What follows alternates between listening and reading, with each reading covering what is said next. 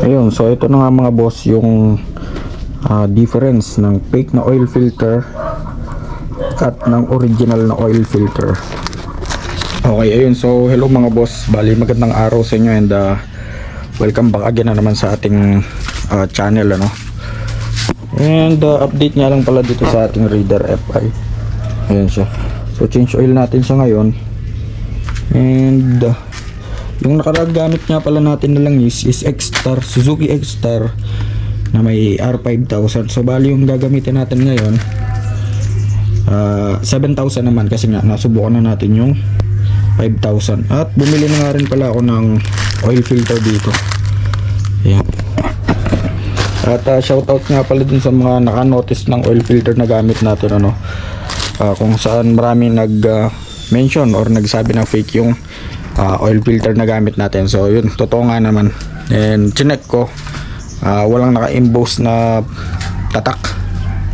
And yun, so nag-order tayo isang set na to. So buksan natin.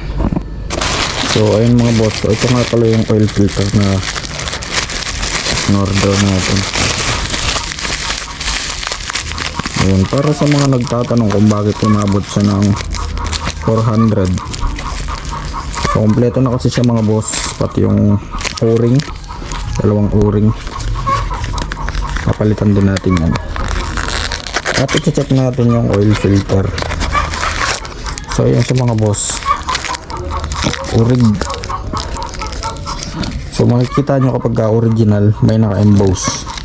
Okay, so shout out nga pala sa mga nag-mention na fake yung nagamit natin. Yung maraming salamat sa inyo. At ito naman nga pala yung langis.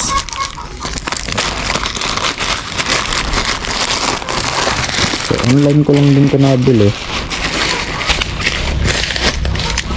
So ayan mga boss, so medyo pricey ito. So pumalo siya ng 1k plus dalawa. Okay. At check natin yung status ng ating Raider FI, kung ilan na ba yung kanyang odo. Okay, so ayan mga boss, 4140. So need na natin talagang i-change oil to. So although wala pa naman lumabas na oil indicator dito sa baba, pero yan, so need na natin talaga siyang i-change oil. Yan, so mabilis ang change oil lang mga boss. Tulad ng dati, tanggalin lang natin yung drain bolt nya dito, tapos drain natin, and then yung oil filter dito sa kabila 8mm. Let's go.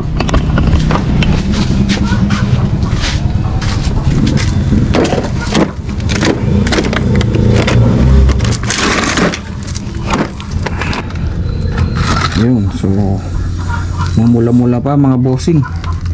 Yun ang kinagandahan sa X-Star. So kahit na lumagpas ka sa specific kilometers or months, goods yung kanyang quality. So 5,000 nga pala yun mga boss, ano.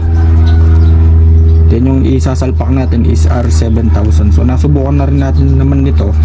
Siyempre sa susunod yung 9,000 naman. So drain lang natin yan, and then tanggalin na natin yung oil filter sa kabila.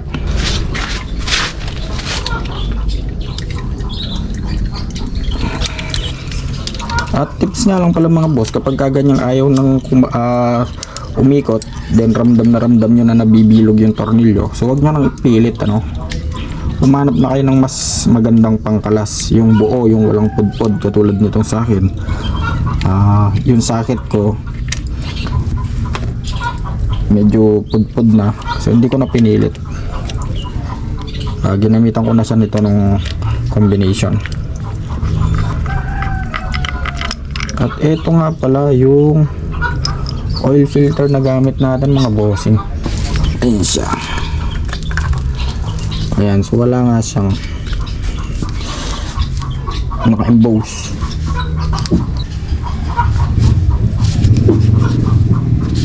Ayun, so ito na nga mga boss yung difference ng fake na oil filter at ng original na oil filter.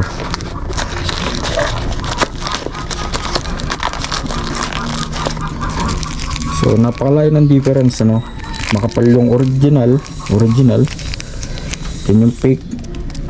Ayan, so natutupi. And then yung emboss na dito, yung tatak, ayan, ito naman yung fake. So shout out nga pala sa inyo. Salpak na natin. So hindi naman mandatory na magpalit tayo ng o-ring, mga boss, ano. So may budget lang kasi ako, kaya naman sinabay ko na. Pero kung wala ka pang budget, pwede rin naman. Nasa sa'yo naman yan. So lagay lang natin yung o-ring. Legit genuine din yung o-ring na in-order natin. Okay. Tamang higpit lang din. Huwag sa sobra. Dahil maliit lang ang tornilyo natin. Okay. Pwede na natin takpan yung mga boss. Pero depende sa inyo kung gustong gusto nyo ng nakalimutan nga pala natin magpalit ng washer dito. Pero okay pa naman yun. Sa susunod na lang siguro. Pero depende naman sa inyo kung talagang gusto nyo tuyong-tuyo or tik-tik na tik-tik. Okay, so goods na yun.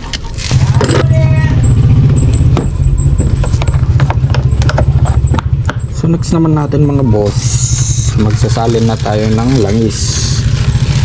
Hanap tayo ng imbudo. Ayun, so ito na, mga boss. Para masalin na natin siya ng langis. So tulad ng dati, 1.3 yung kailangan natin. So automatically buhos natin agad yung 1 liter, and then magdadagdag pa tayo ng 300 ml. So before yun, punasan muna natin ng maigi itong ating embudo. Siyempre buksan na natin yung ating oil cap or dipstick. Ayan, X-Star R7000.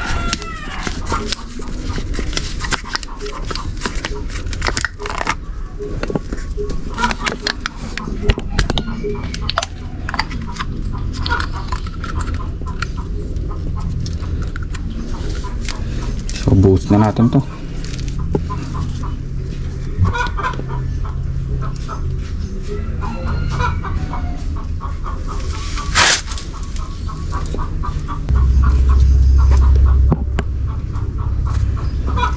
Okay, so tapos ng isa, and then yung isa naman.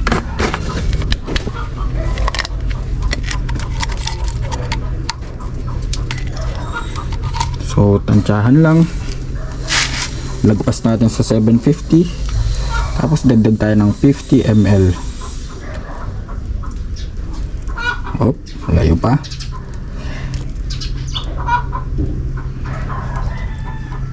Layo pa rin.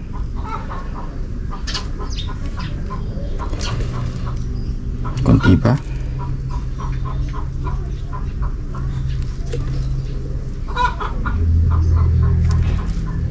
Konti pa. Okay. So yun, mga boss. 250 from 1 liter sinagad natin sa 750, tapos bumawas pa tayo ng konti para maging saktong 300 ml. So goods na yan. Ayun, kung hindi pa kayo sigurado, mga boss, makikita nyo naman dito yan. So dapat naka-level yan dito sa ating F. Yun, pero sa akin goods na yan. Okay, so para sigurado, mga boss, check nyo dito yan. Yun, so naka-level naman yung langis sa letter F. Yun, o. Okay, so syempre start natin.